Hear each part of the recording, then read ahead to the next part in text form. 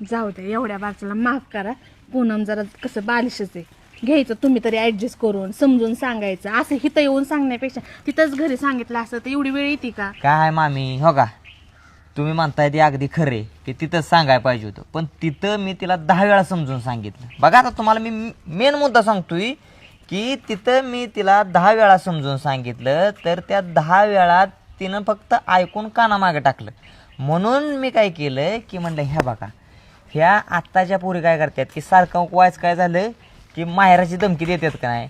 मग म्हणलं एकदा आपण हिला माहेरात नेऊन बघू आणि एकदा सासू सासऱ्यापाशी हिला बोलणं खाऊन द्या, म्हणजे कळन तिला बी की बाबा आई बाप किती दिवस जन्माला जातात ती. आता तरी तिला कळलं असेल की बाबा माहेरात येऊन बी आईनं आपल्याला त्याच 4 गोष्टी सांगितल्या, म्हणजे आता तरी पळेल का माहेराला सारखी. पूनम हे बघ, तुझी आई जरी असली ना मी तरी तुला सांगते की आपलं सासर हेच आता माहेर म्हणून समजायचं असतंय. आमचा आदर तर तुला आहेच ग, पण नवऱ्याला जरा साथ द्यायची, त्याच्यासोबत राहायचं, बोलायचं.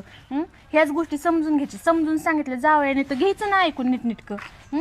तुला काय वाटतंय ती बी सांगायच्या गोष्टी. तुला आता एक सांगतो महत्त्वाचं, चिडचिड अजिबात माझ्यासोबत करायची नाही आणि मला माझ्या कामाला प्राधान्य द्यायचं. तुला जेवढं घरातलं होईल तेवढं कर. काय कमी पडलं मला सांग, आणि मी नाही ऐकलं तर मामींना सांग, मामी मला सांगते ना, कळलं. पण इथनं पुढं वाद करायचं नाही तर, आणि सारखं मला माहेराला जाईन धमकी द्यायची नाही.